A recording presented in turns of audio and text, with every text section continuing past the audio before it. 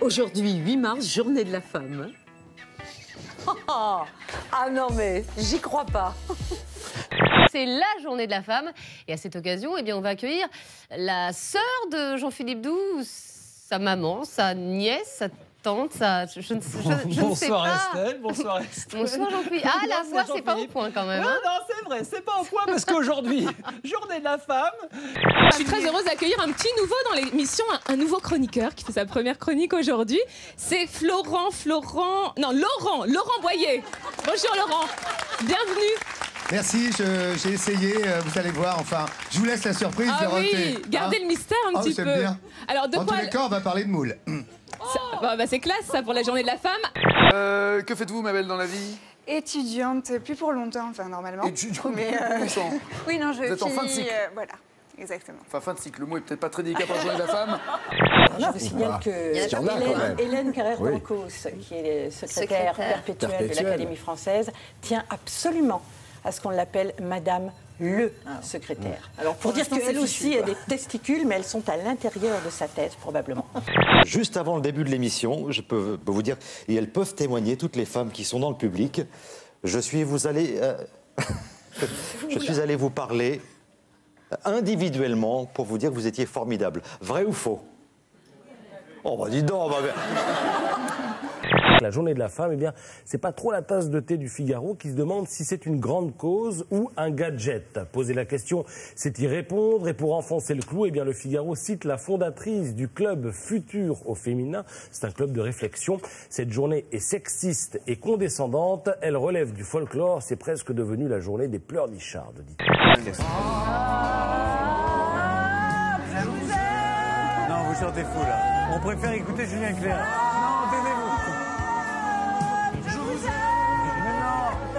Les femmes gagnent toujours 25% de moins que les hommes, se désole la Croix à la une. Elles consacrent près de 4 heures par jour aux tâches ménagères contre 2h30 seulement pour les hommes, selon le Parisien qui a fait les comptes. Et puis, elles ne sont que 20% dans les comptes. 2h30 2h30 pour les hommes. On compte aussi aller chercher les enfants à l'école, les ramener machin, etc. Dans les médias, on parle beaucoup des inégalités hommes-femmes. Ouais. Et c'est vrai que les femmes ont une espérance de vie plus longue que les hommes. Comment corriger cette injustice, Maïtena? C'est très simple, il suffit que les hommes fassent la vaisselle après le déjeuner. C'est pour ça que les femmes vivent plus longtemps. Nous sommes à un feu rouge, il y a un motard. Et le motard, quand il voit une femme traverser, qu'est-ce qu'il fait? Il se dit, tiens, je vais frimer un peu. Hop, ah bah oui, c'est raté. Alors, il se dit, bon, j'ai encore un peu d'honneur, je vais continuer. Mais il n'aurait pas dû. Mais oui, les hommes, vous êtes comme ça, les hommes. Voilà. Qui représente le mieux les femmes, Angelina Jolie ou Eva Jolie? Marie-Paul Bell. Merci. T'en veux? Oh là là là là. D'accord, tout le temps. Voilà, magnifique. Oh là là là là. Au secours. On viole. Bonne journée. Vous pensez à quoi? Non, rien. Est-ce que vous pensez à moi? À votre leçon, je pense, oui. Oh, je vous ennuie. Est-ce que vous me trouvez grosse? Mais ça n'a rien à voir, voyons. Vous trouvez j'ai rien à voir? En fait, vous me trouvez laide? Mais non, enfin, Charlotte. Voilà, magie! J'ai réussi à lui casser les couilles sans les toucher. Ah, la salope! Ah, la salope!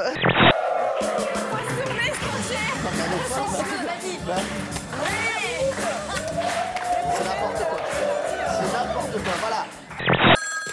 Service après-vente, bonjour. Oui, bonjour, j'appelle pour la journée de la femme. On est le soir, madame. Les choses ont évolué. Hein. Je vous rappelle que sous Napoléon, il y avait même un avocat qui vous avait interdit d'apprendre à lire. Tout à fait, mais là, ça a effectivement évolué. Ah bon, alors de quoi vous vous plaignez encore? Oh, quelle horreur! Comme j'ai fait le tour du monde 2 fois pour les femmes, j'ai rencontré des gens à qui je posais toujours la même question. Dans quel pays aimeriez-vous vivre? Premier pays, les États-Unis, avec un peu moins de force ces dernières années. Et deuxième pays, la France. Et là, j'avais le droit à une litanie de choses, mais on ne vous comprend pas, vous les Français. Vous avez tout. Vous êtes un pays magnifique. Vous avez des infrastructures, vous avez des écoles, vous avez la sécurité sociale, vous avez des crèches, vous avez inventé des choses, vous avez des multinationales. Vous êtes le premier pays à prendre des psychotropes au monde et à être dépressif. Vos taxis ne sont pas sympathiques, on est mal reçus, vous êtes arrogant. Dis-moi. Il est fort, il est très fort. Oh là. Pardon. Excusez-moi. Et ma robe s'est baissée et on a vu un peu mon téton. J'étais très gênée. Bon, c'est pas très grave, un téton. Ah si, quand même, quand il y a beaucoup de monde. Ça fait une chanson en plus. Vous connaissez le téton, la chanson? Le téton, petit navire.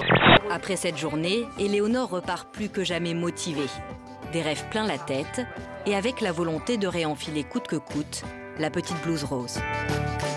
Oh bah à un moment elle était à l'ouest, Éléonore. Jamais. Exactement. Ah oui. Ah oui. Ah ça c'est beau Joël. Jamais. Oh qu'elle l'a. Oh ça c'est beau.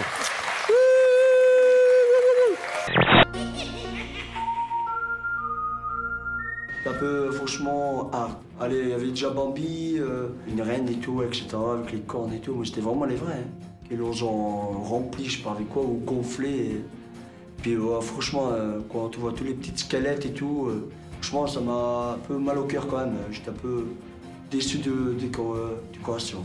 Vous voyez les conditions quand même qui peuvent être extrêmement difficiles. Il y a du vent, des températures extrêmement basses et vous avez bien sûr des accidents au cours de la route. Hein, et la santé de l'animal est quand même la plus importante. Vous voyez là, il a perdu une roue. Il a perdu une roue. Alors discorde, c'est la pomme de la discorde. Donc non. Pas, non. Achille, il a eu à faire, je crois, avec ses 12 travaux déjà. Il avait déjà eu du boulot. C'est Achille, hein? Oui.